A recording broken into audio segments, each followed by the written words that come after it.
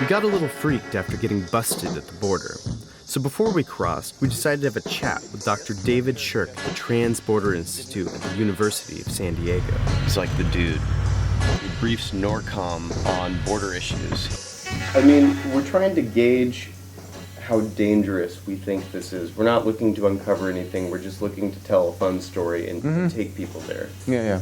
I wouldn't be afraid of, I don't think Panga smugglers are necessarily going to kill you. I mean, there's always a possibility that a Panga smuggler takes you out 4 miles and comes back without you. Dr. Shirk explained that in order to understand today's smugglers, you have to look at the past 20 years of U.S.-Mexico border policy. In the 90s, the U.S. began to build that border fence in urban centers like San Diego. As a result, migrants and smugglers went rural, crossing in deserts, mountains, even Indian reservations that were much harder to conventionally patrol. The U.S. started placing even more emphasis on border security after 9/11. This caused smugglers to get even more creative, digging tunnels and exploring maritime routes into the United States. Are you going to talk with Panga smugglers? You going to have that opportunity? What do you think? I think you should. I mean, I don't know any Panga smugglers myself, but you're not a Panga smuggler on the side of the... No. Bolstered by Dr. Shirk's words of encouragement, we set out for the border. We wanted to learn more about these people smuggling high-speed fishing boats. Who are they, and why do they do it?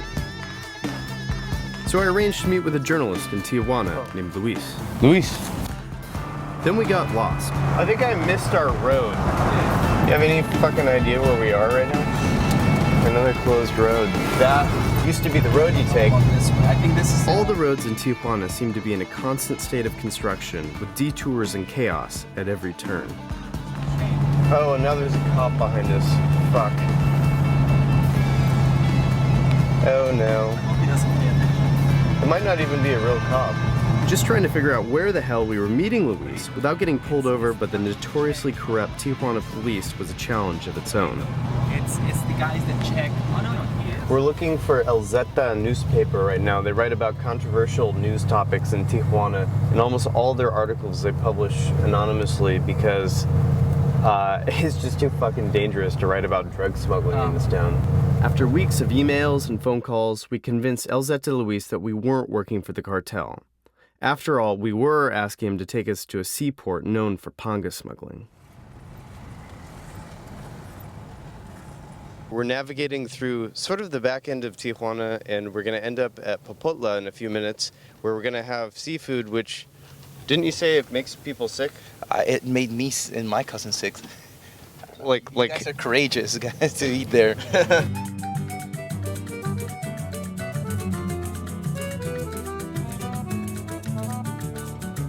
We're approaching Popotla right now. Okay, you make a right. But we just learned that there isn't much fishing going on at this fishing port at all. All the street vendors and small-time restaurants are, kind of a cover-up. A nice cover-up for that. Actually, the place thrives from Panga smuggling.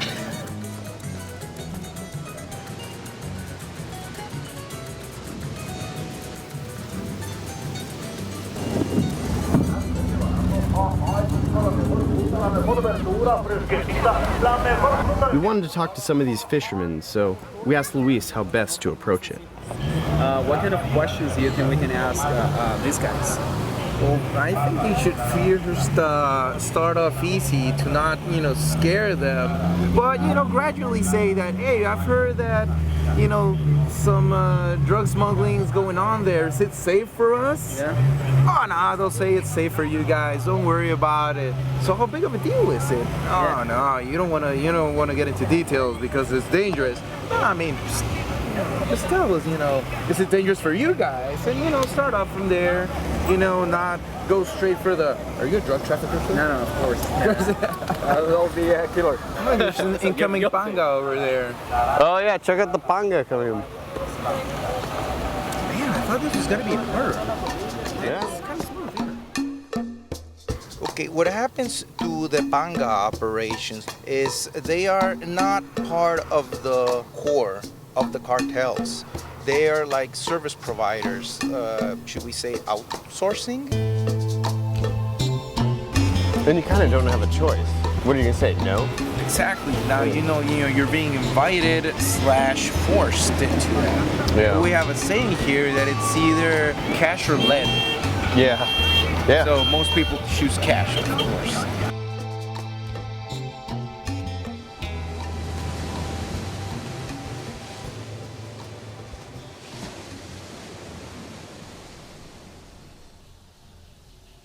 What's going on right now, Luis? I have a headache. Why do you have a headache?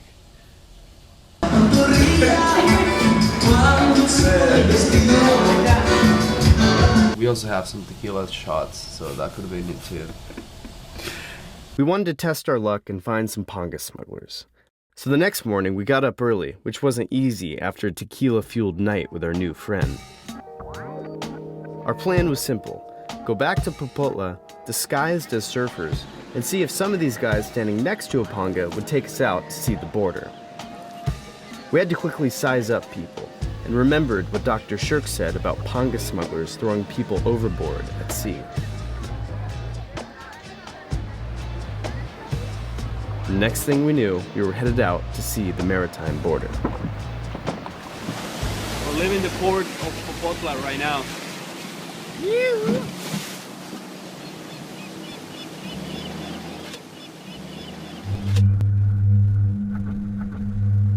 On our way out to the border, one of the fishermen told us that tequila smugglers once used these islands as a transit point during Prohibition to cross illegally into the United States. Just then, one of the fishermen pointed off into the distance towards San Diego.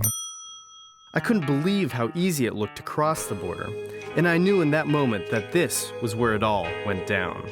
This is where the Pangas leave Mexico and almost nightly cross into the United States. Luis saw an opening, drawing out of the Panga smuggling going on today. I could immediately feel them pull away and could tell that they didn't really want to talk about it. So we dropped it. And it reminded me just how alone we were with these guys, way out to sea on what was clearly their Panga. But right before we got back to Popotla, one of the guys tipped us off, saying that if we want to know where the weed is grown that ends up on these Pangas, we needed to go south, deeper into the Baja Desert. Some dude at a fish camp told us a little more than we were ready to hear. It was huge, man. It was huge. Drugs smuggling.